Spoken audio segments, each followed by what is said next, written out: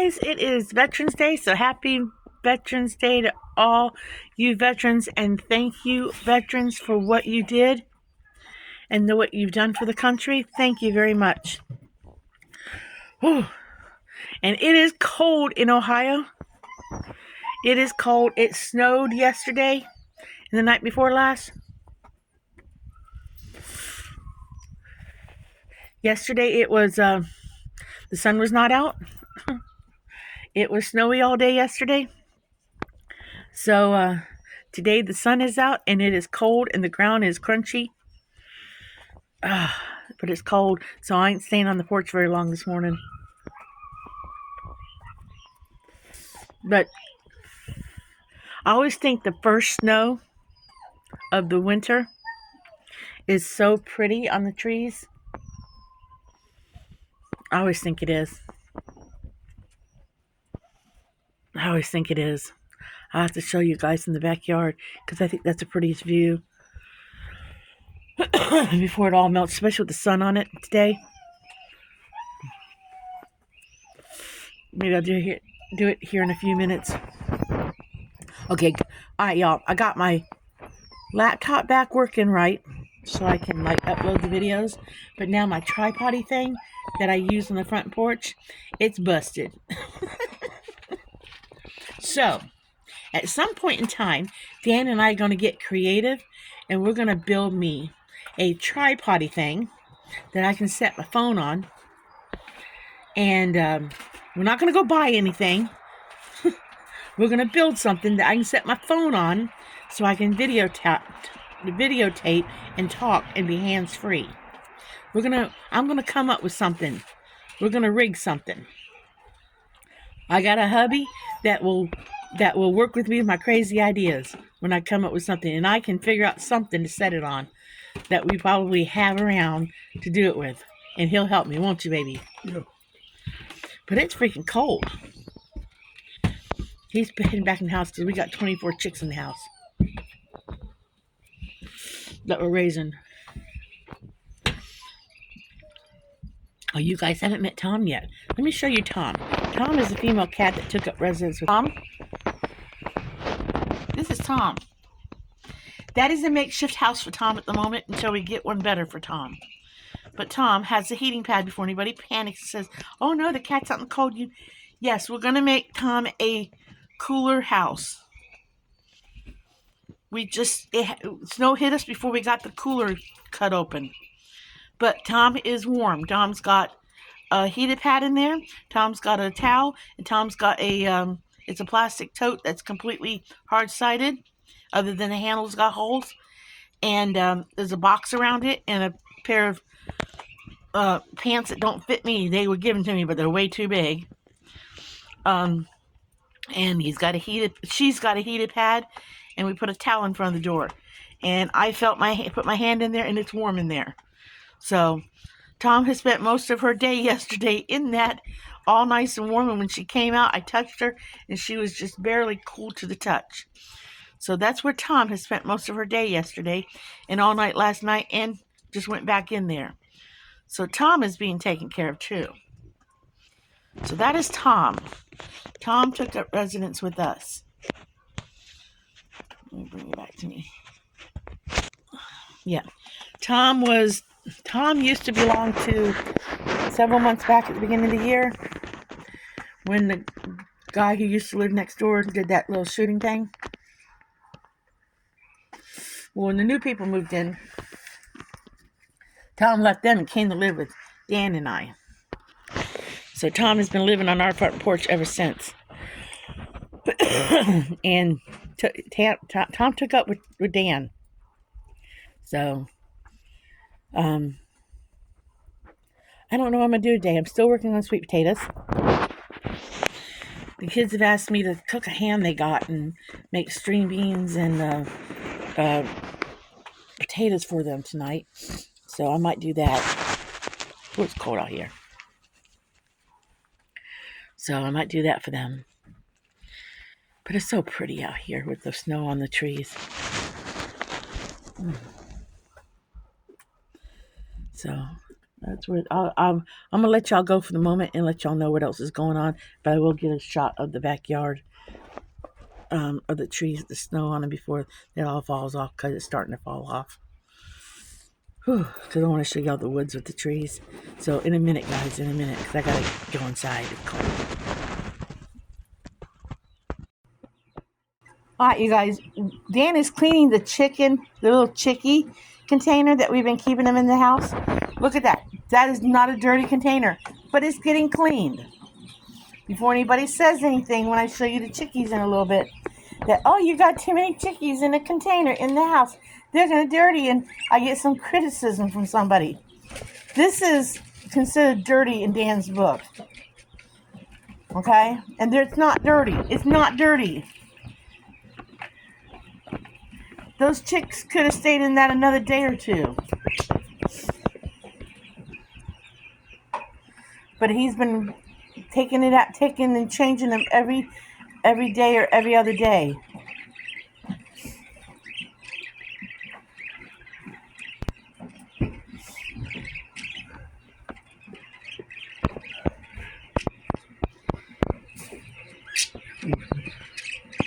Get out of your way. But these are our little chickies, and they're just in this container long enough for him to dump that and put down some fresh stuff. And they're only in the house until they get to a certain size. He's as big as a quail because we don't want a predator animal to get to him. These are golden comets, and they're so tame. They're golden comets. They're little golden comets, he said. Well, at least that's what they told us they were. Dan says golden comets are some of the best layers.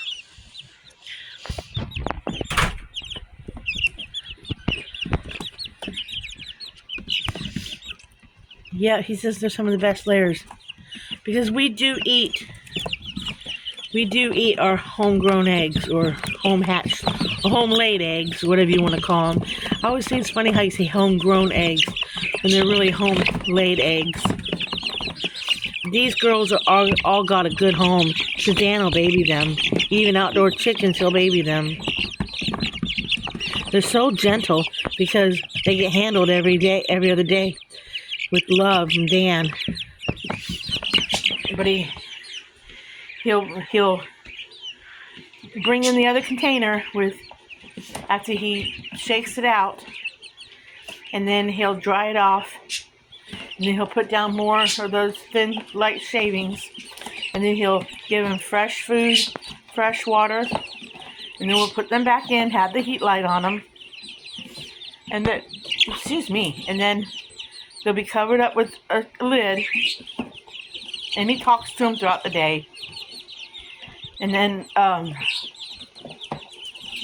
this container will be completely cleaned so that when he does it again, he can put them in there. And if they get to the point where this is too much for them, we'll split them up and put them in 2 containers. But they like to huddle together. But this is just until they get big enough to go out and not get predators get them. And then they're going to go in with our other chickens we already have. I think we have 4 that we moved from Kentucky to here. I think it's either 3 or 4 we have left. We only had about 5 when we moved here. I think we've lost 1. But these are our little baby chicks.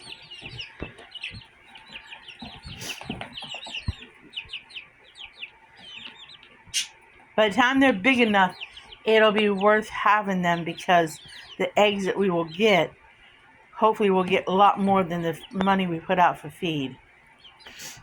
And we'll be able to share the eggs with other people. So it'll benefit us, the Brittany and the kids, because she'll eat them. I don't know, I found that some people are very picky about eating brown homegrown eggs. I found that out. And honestly, to me, I would rather eat eggs from home chickens than I would store-bought eggs, because I know that what we're feeding these chickens, and I know we're not feeding them with a lot of medicated feed, and we're not got grow lights or laying lights on them all the time. Because y'all don't know this, but when you get your eggs from the store, a lot of egg producers have got their chickens like in multiple chickens in small cages, and a lot of farmers or even small farmers will put their chickens on daylight lights, causing them to lay nonstop. And I only know this from a guy who I used to live next to in Florida. He wanted to make money off of his eggs, so he had his chickens laying 24/7. In other words, they make a light that you can actually make your chickens, convince your chickens that it is daylight at night, and they will lay at night. So then your chickens are working 24/7. We don't make our chickens work 24/7. They get to go to bed. All we ask for them to do, we don't even ask for every freaking chicken to lay an egg. We just, when we used to go in the coop and we used to have less eggs than what the chickens was, I used to joke around with the chickens saying, well, who took the day off? You know, or if we go in there and there would still be less eggs than what we had chickens, like, all right, somebody's been a little lackadaisy. Who's been taking the week off from doing from laying their eggs? So we don't expect all of our chickens to lay eggs all the time. And if our chickens don't want to lay for a couple days, we don't get upset. We're thankful, and every time, I always thank the chickens for the eggs. I always thank my chickens for their eggs. All right, thank you for the eggs, girls. I know Dan talks to the chickens all the time, don't you, baby? Mm-hmm. We talk to our chickens when we go in and get their stuff.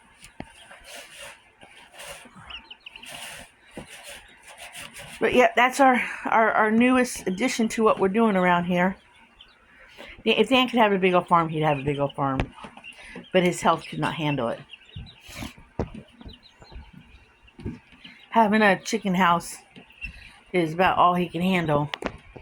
Because I can help him with that. Brittany and the kids can help him with that. I mean, she helps him a lot with the chickens. She'll feed him when he can't do it because he's hurting too bad to walk over to the coop. She'll do it a lot. She'll, Pappy, I'll feed the chickens. Pappy, I'll do this. Or she'll send the kids in to get the couple eggs that are in there. She'll do it a lot when he can't do it. Because again, and I only say this because of my troll person. You can't see it, but Dan is ill man. And I'm not saying this for pity. But just because he doesn't look like an ill man doesn't mean he isn't an ill man. But I don't want this channel to become, oh, woe is Dan and Janie. They're ill, they got problems, that kind of thing. I want this channel to stay living economic, living happy, living well, living, doing things that make us happy. I want it to stay that way. That's what it's all intended. My channel originally started out my crazy life, what I could get myself into when I could get myself into it. So I want this channel to stay being a positive, happy, what can you get yourself into, living life to the fullest channel. So that last video I did about the troll, it didn't make me mad. It irritated me that someone would do that, but I realized they do that, and it did, like I said, did not make me mad. It just made me agitated, irritated me for a second. I know they're out there. I know I'm probably going to get more in the future if my channel ever did blow up, and that's okay. But why do people have to be that way? Other than the fact that they're not happy people. But we're not going to go there. Okay. No, they got in. I know they got in. I'm going to get off here so I can take care of them. I got to let y'all go because I got to make sure the dogs don't bother the chicks. No. Okay, you guys, here's the little chickies all in their nice, clean, dry enclosure. We took a big old giant tub and cut the top out, and they got a heat light, and they got fresh food, fresh water. So they're good to go. Dan checks on them throughout the day. Make sure they have water and food throughout the day. Now I'm going to take you all over to the dehydrator and show you the dog's sweet potato treats. Hold on a second. Alright, so this is what I'm doing with the dog's sweet potato treats. I'm cutting them in this size pieces and dehydrating them. Still got some on. So that's what I'm doing. Now what I'm going to do, because I still got sweet potatoes, I'm going to cut up some more. These got to cool before I put the lid on them. Because I want more the size of this. Let me show you guys.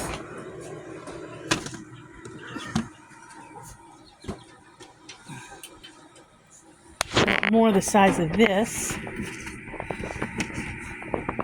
to put in soups and stuff. So this is what I'm going to do next today. Cut up more little cubes so I can get more for soups and stuff. So that's what I'm going to work on today, is cut up some more for soups and stuff. Because last night I made for dinner. I asked Dan what he wanted. He said vegetable soup. So he got vegetable soup. It consisted of your regular frozen bag of vegetables. So I had a mixed vegetable that had corn, peas, carrots, and string beans in it in the freezer. I put that in there. I put a half a pound of ground turkey because I already had that cooked from the spaghetti night. And then I put in it I diced up a big potato, a big white potato. I diced up a big sweet potato. I put in 2 small sweet peppers I had, yellow ones.